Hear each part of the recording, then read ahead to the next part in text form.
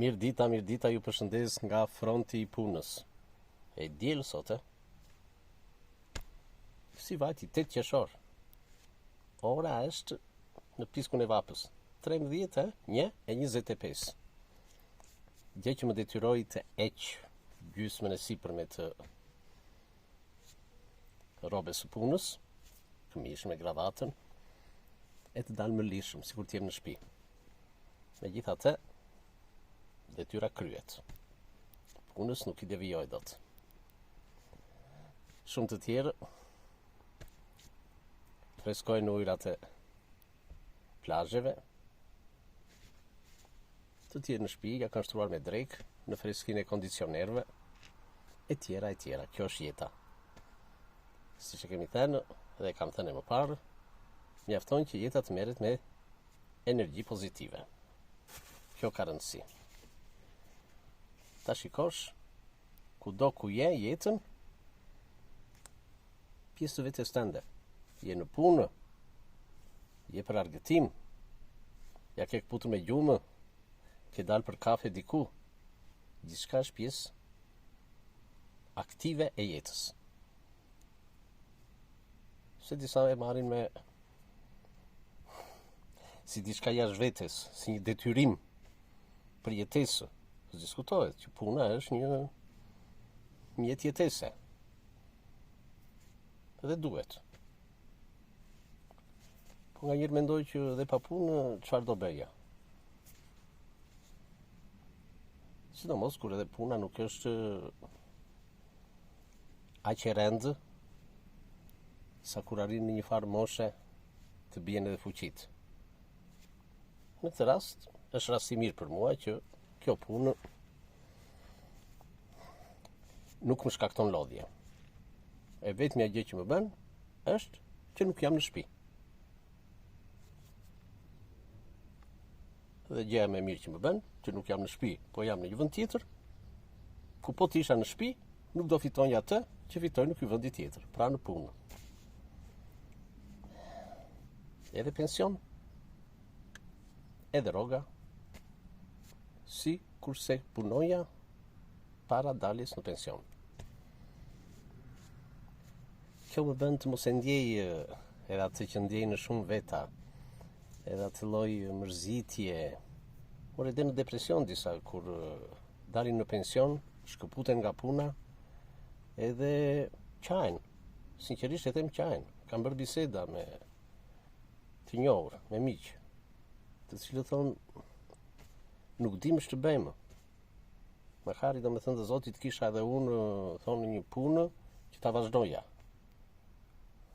Por nuk është lehtë që të dalësh edhe në pension, dhe në rast se ke punuar 20-30 vite në punë të rëndonta, të themi.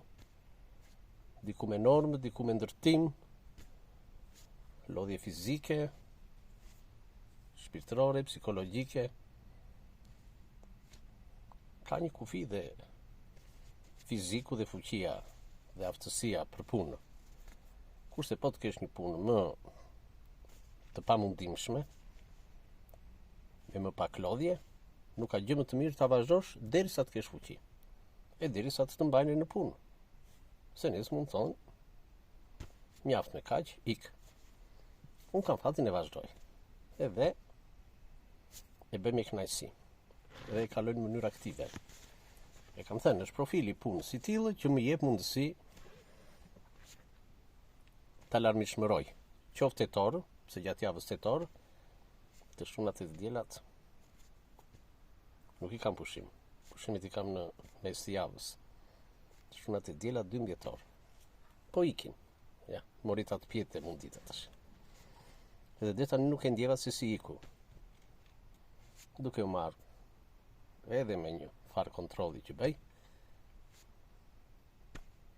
edhe me internetin, edhe me shkrimet, e tjera, e biseda të ndryshme. Gjithmonë, vigjilente. Kjo lloj pune më ka dhënë mundësinë më të mirë të krimtarisë. Ka shumë vepra letrare të cilat i kam filluar në punë, i kam vazhduar në punë, kam shkruar shumë pak në shtëpi dhe i kam mbaruar në punë. Kam në pikë në punë. Me pranoj. Dhe më thënë edhe ajo muza, sikur është stacionuar e më pret në vendin e punës. Si romanin që porsa u botua në fillim të këtij viti, Motra e madhe, që u mbarua vjet, brenda 3-4 muajve shumëta. Dhe kam thënë që është shkruar e gjitha në faqet e shënimeve me celular. Dhe pastaj vinja në shtëpi që i thënja fragmentet e ditës në laptop, bënja lidhjen midis tyre. Derisa në fund mori formën e plot, u dërgua për botim dhe doli. Libri në qarkullim. Qarkullimi thënë se nuk di se ku qarkullon, sepse gjithë kopjet botuesi mi dha mua. Nuk e di si veproj. Dhe prandaj kam rezerva shumë edhe botoj në sasi të pakët, vetëm sa të jenë librat të ligjëruara, si thonë, edhe të magazinuara, kopjet që merr biblioteka kombëtare, që të mos humbë krijimtaria internetit në për celular, laptop, që nuk dihet se si mund të prishin, të defektojnë edhe të humbasin. Ashtu të mbetet pak të në libri letër. Nuk e di, kam thënë shumë herë, bëhem i bezdishëm, po kjo është e vërteta. Nuk di që bëhet. Miq, dashamirës, më thonë Mondi, jam në Korçë, ku mund ta gjej librin. Mondi, jam në Pogradec, ku mund ta gjej librin. Jam në Tiranë, në cilën librari. E së përgjigjem dot. Një kohë që botuesi duhet t'i lajmërojë. Kudo dhe duhet t'i çojë në libraritë kryesore të Shqipërisë librat. Nuk di ç'a ndodh. E kundërta në Greqi, ku aq sa kopje bën, 100, 200, 300 kopje, 400, 500, sa bën botuesi sipas marrëveshjes me firme me vulë. Vetëm 10 kopje i jep autorit, falas, sepse të tjerat i shpërndan kudo dhe bën reklamën kudo, që mundet të gjendet jo vetëm në për librarira, por edhe nëpërmjet sajteve të ndryshme dhe adresave elektronike të ndryshme që jep. Plus intervistat e ndryshme që të kërkojnë gazetarë, blogje të ndryshme, që kanë faqe letrare, sajte letrare të njohura. Ku të gjenë? Dhe ne marrim vesh që filani, Edmondi, botoj libër në filan botus, e të vjen mesazhi, e të kërkon ka mundësi të përgjigjen disa pyetjeve të mia për faqen time letrare me këtë adresë. Ka kënaqësi të mirë. Plus promovimi. Pik lidhje nuk ka me promovimin në Shqipëri. Ku me sa kam pare dëgjuar nga shëmtar, dhurovi kaq libra. Ç'është kjo dhurovi? Çfarë është? Vajti në një shkollë e dhurovi? Dhurovi në Burg, në bibliotekën e Burgut? Apo në një institucion tjetër, vajti i dhuroj librat? Cilat libra? Në rast se ke botuar libra, sa kopje merr ti që i dhurove? Kurse në promovim je ti, autori dhe botuesi. Librat aty në promovim janë të botuesit. Është me arkën aty që t'jep faturën e librave që do shiten në promovim. Aty po, autorit i takon 40-50% siç janë marrëveshjet, normat ligjore të njohura.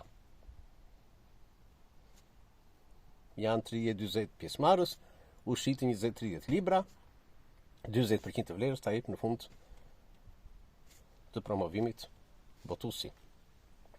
Kurse nga shitja e librave, 10%. Sepse ta ka botuar falas. Flas për rastin tim. Se ka edhe këtu në Greqi që botojnë edhe me pagesë.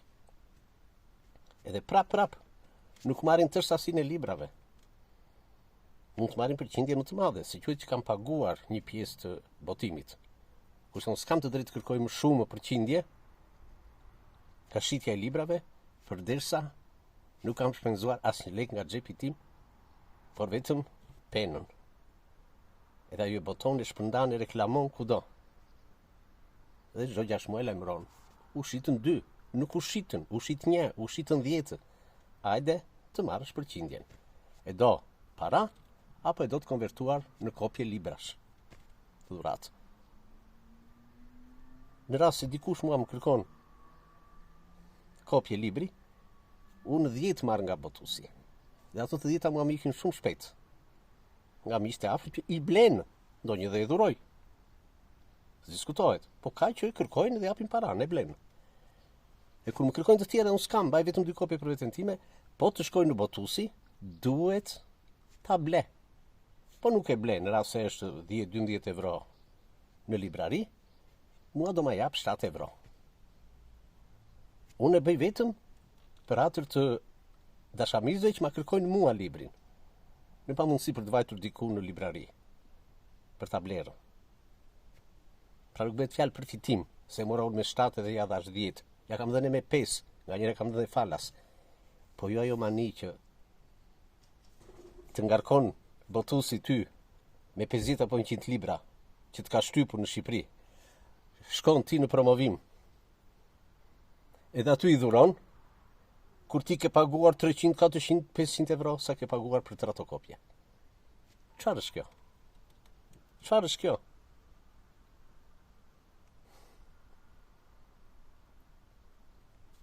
Ju bërë nder, janë të varfër, ata që kanë ardhur, ata lexues, që njerë do blenë në librin tënd. Po, bëne një banket të vogël aty, me pije, me ëmbëlsira, me gjëra pikante, me shpenzimet tënde, bashkë me botuesin, ajo është në dorën tënde, si e bën. Diçka festive në fund. Aty po. I qërasën. Po me librin. Dhe jo ta marrë mira. Dhurovi filani kaq. Do më thënë ai i ka marrë prodhimin, edhe fillon i dhuron. E prodhoi librin, e bleu, edhe e dhuroi. Ç'është kjo gjë? Absurde. Si vjet, sa i lajmërova që në 18 shkurt fillova një roman të veçantë që quaj ekzistencial të tipit Camus, Dostojevski, Jung, Freud,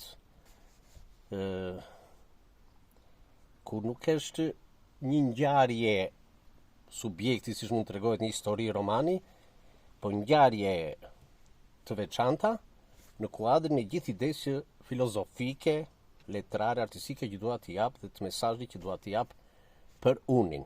Romani titullohet 2 Sizifët e unit, ku njeriu e ndaj në 2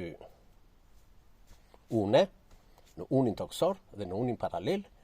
Unit toksor i mbetet vetëm nën vetëdia, subkonscienca, kurse uni paralel që shkon në universin paralel, në një planet paralel, mbart konsciencën me pak ije të subkonsciencës, kurse uni toksor mbart subkonsciencën me pak fije drite të konsciencës, që e godet nga njerë, ama mbizotërojnë instiktet veset.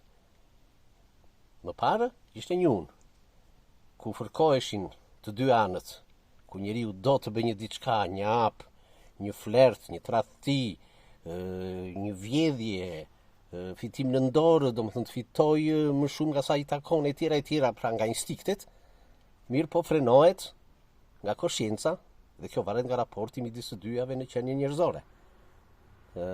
Kurse tash është i lirë të bëj ato që i frenoheshin dikur nga konscienca, kurse ai që është në universin paralel, aty është çdo gjë e përsosur.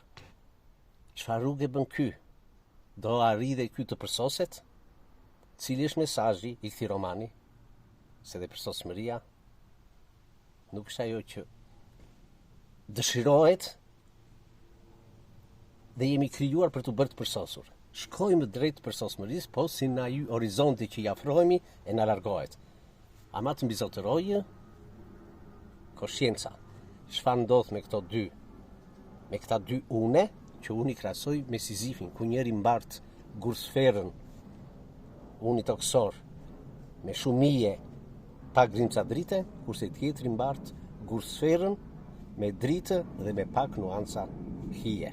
Çfarë ndodh në ngjitje e në maj midis dy anëve, dy uneve. Është libër interesant, të shikojmë,